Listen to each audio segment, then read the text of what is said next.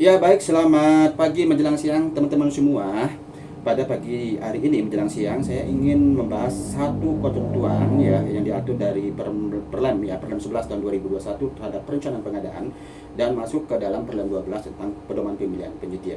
Di sini dalam ketentuan perencanaan pengadaan yang diamanatkan oleh Perlem 12 dan Perlem 11 tahun 2021 ada ketentuan bahwasannya proses persiapan pengadaan dan pemilihan penyedia dapat mendahului RKA perangkat daerah oleh DPRD sepanjang mendapatkan persetujuan dari PA.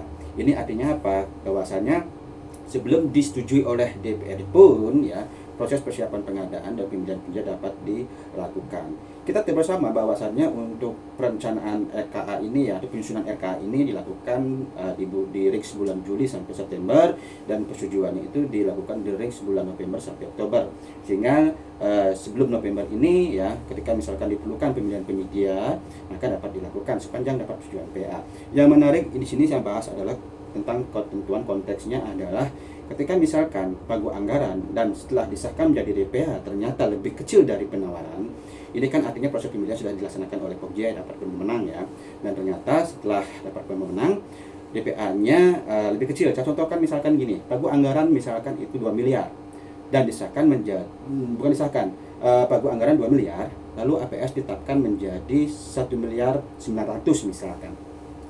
Lalu penawaran yang ada itu di 1 miliar 800 ya, karena APS itu kan batas tertinggi penawaran peserta. Namun DPA disahkan menjadi 1 miliar 700. Nah, ada kekurangan dari harga penawaran 100 juta sehingga diperlukan ya proses negosiasi. Nah, inilah diamanatkan oleh ketentuan Perlem.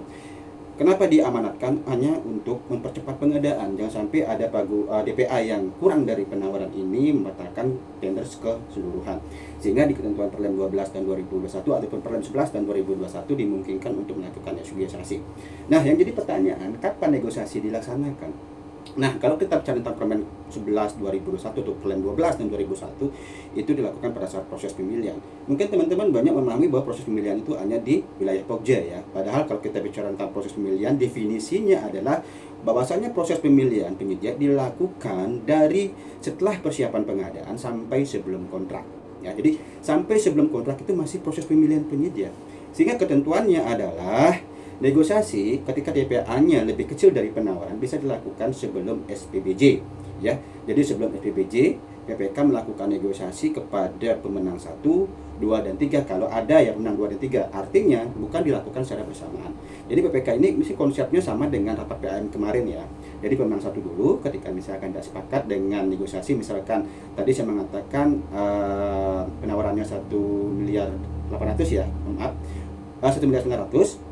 Lalu DPA-nya disahkan 1 miliar 700, apakah si pemenang 1 ini mau nggak 1 miliar atau sama dengan 1 miliar 700? Sehingga ketika tidak mau maka dilakukan negosiasi yang kedua kepada pemenang kedua dan selanjutnya ketiga. Apabila sepakat maka lanjut ke jadi kontrak. Nah, bagaimana misalkan tidak ada yang mau sepakat? Ya udah, berarti proses pemilihan dibatalkan, CBJ tidak diterbitkan dan dadakan kontrak tidak bisa dilaksanakan. Nah, ini yang mungkin saya sampaikan buat teman-teman semua. Semoga memahami. Salam pengadaan.